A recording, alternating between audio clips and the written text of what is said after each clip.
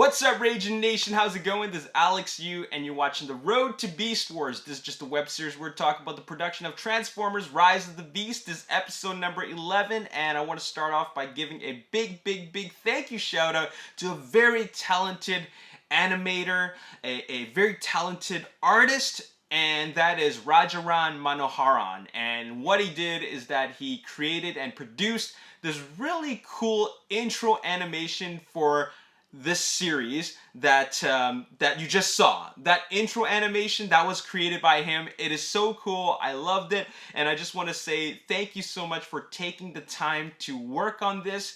You went out of your way to reach out to me, and then you put the work in, and it looks amazing. I love it so much, and it's just very considerate of you, and I really appreciate your hard work and your time into this.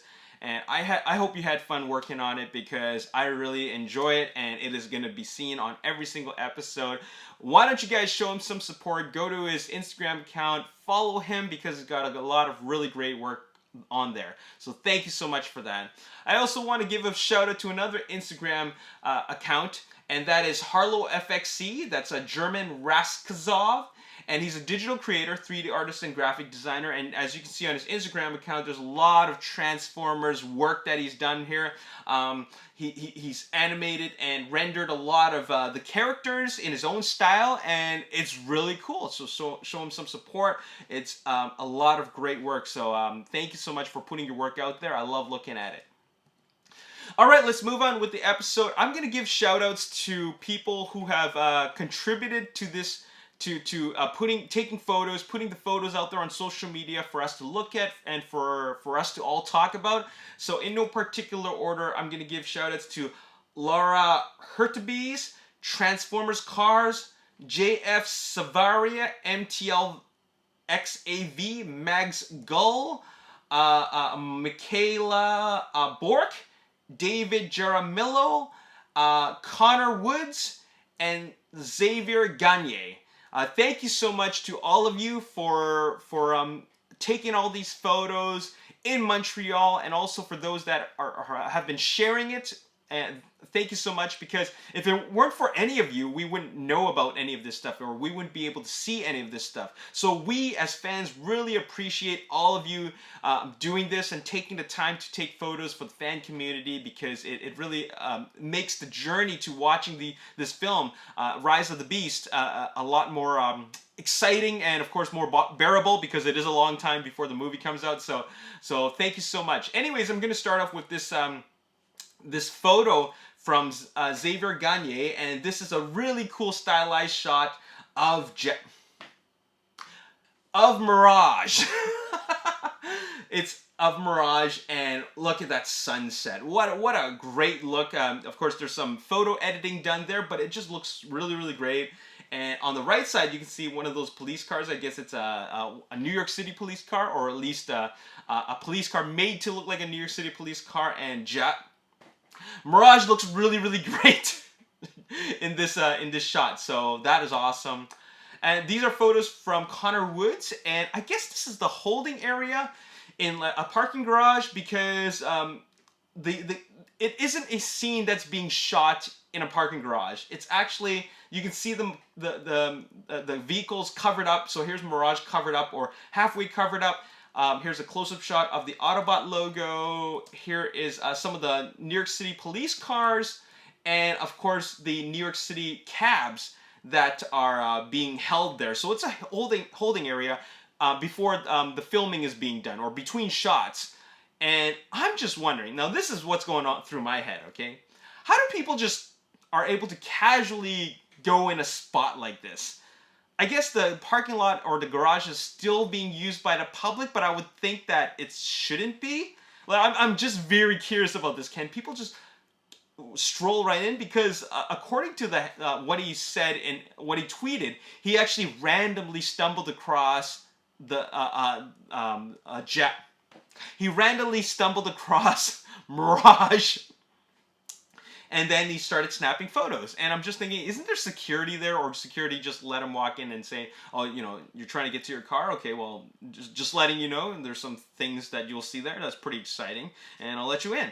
So I'm just wondering how that works. It always made me wonder, especially on sets, like how people are able to just walk by about their business and then take photos so up close to the actual Autobots themselves. It always made me wonder that. But anyways, thank you so much, Connor, for providing us with these photos. Here's some photos from TransformersFR.com, the French Transformers fan site. And what we see here is a bunch of scissor lifts with lots and lots of lights on them. These scissor lifts, they go up high with the press of a button, and then I guess this scene requires a lot of lighting. Typically, I wouldn't expect lights to be on scissor lifts. I just thought they would be on the giant stand, or, you know, they have their ways of setting up lights, but like this is something I've never seen before. I'm sure it's a very common technique, but this is my first time seeing it, and it's very, very cool. It makes me wondering what's going to be lit up in this scene, but we shall soon find out. Moving on, here are some photos of this at this park in Montreal. And what's very interesting is that the working title, or the secret title for this film is, and has always been, E7. For all the Transformers film, it's always been E7. E7 was the name for Transformers. E7 squared was Transformers Revenge of the Fallen. I guess they continued calling it E7 5, 6, or whatever. Any case, this is E77. This is the 7th film, thus Transformers 7. They're calling it E77, okay? Or E7 to the power of 7.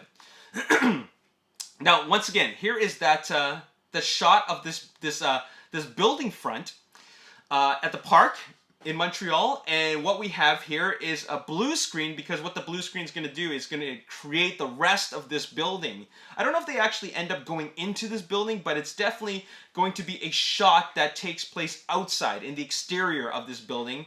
Maybe the inside of this building will be built on an interior set, like a sound stage, but in any case, here's the outside of the building, and it's going to be, I guess it's a building that doesn't actually exist, because, like, why would they have to create it? I guess they could be recreating an actual building. But in any case, I'm looking around the background, and you can see some damage has been going on. You can see this light post is on the ground. You see some trees that are busted.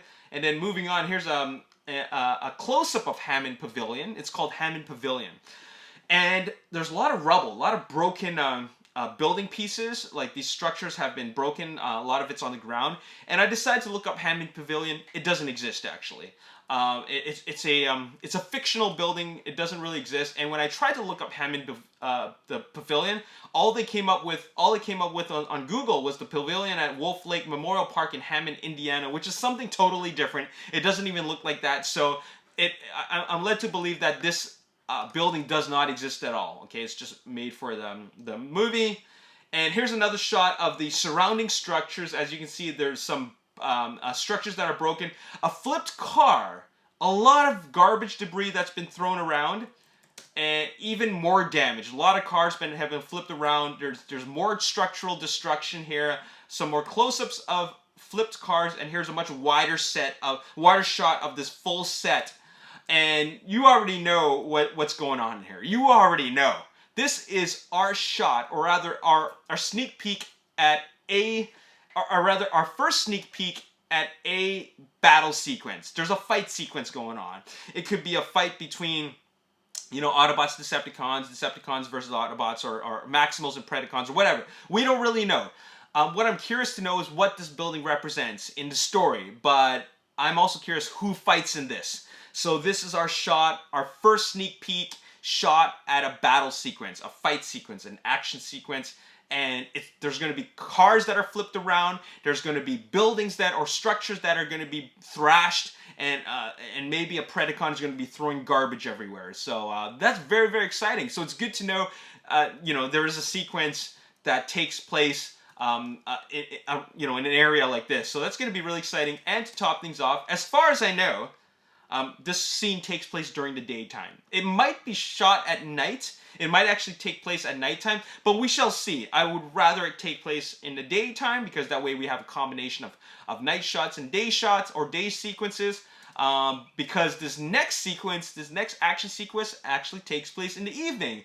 So all this prep that we've been seeing for the streets of Montreal filming leads us to this. It's a car chase, or rather a police chase between I can't do this, man. I just can't do this.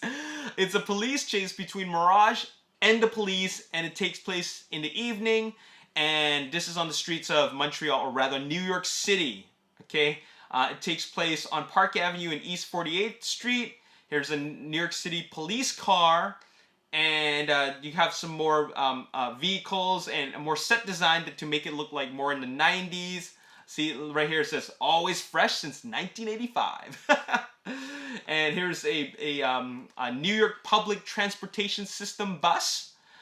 So that's to make it look more like New York, of course. A flipped police car. So, you know, now I'm wondering, okay, was this flipped police car caused by bad guys, like bad guy robots, or was this a police car flipped because it was just driving recklessly during the chase scene with Autobot Mirage? So that's going to be interesting. Here is a shot. Okay, now this is a very interesting shot, okay? So there's a police car that is chasing Mirage. I had to think about that for a moment. Mirage is actually on one of these vehicles that actually pulls him for a chase sequence. Now, the reason why they have Mirage being pulled is simply because they want to capture the performance of the actor driving him, or actress, the performer, okay? And now it leads me to believe, or leads me to wonder, who is driving him? Is it Noah, who is played by Anthony Ramos? Is it Elena, who is played by Dominic Fishback? What's the story here, and why is a human character driving an Autobot? That's the big question. Does he know it's an Autobot, or did the Autobot, or does he not know it's an Autobot? Like, did he get into this car? Did he wire it? I mean, hot wire it? Did the door just swing wide open and it said get in? You know, just like Bumblebee did with Sam. So what's going on here? That is very interesting. And why is the police chasing them? That makes me wonder. Did Noah steal something at the gala event, and then they got to call the cops, or was he just speeding? Like, obviously Mirage is a sports car. There's got to be a reason for the police chase. That's what I'm trying to wonder. Was it because he's speeding? That's why the police chasing him, or did Noah do something that he's not supposed to be doing? Somebody called the cops, and now we got New York City police on his tail. So that's going to be interesting. Here's a shot of a bus. It's got Forrest Gump, which was obviously a big box office hit, a very talked about movie in the 90s. And here is a close-up shot of that car carrier for the police chase. For the police chase scene. So there you have it. That's all I got for you today in this episode. We have established there are 2 action sequences now, and we can start counting them up. There's 2, okay? But if you look at previous Transformers films, there's usually 3 big ones and a bunch of little ones. All right, you have your opening sequence.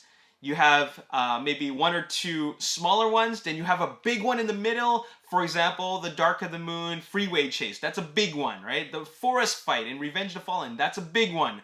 And then, of course, you have maybe 1 or 2 smaller ones.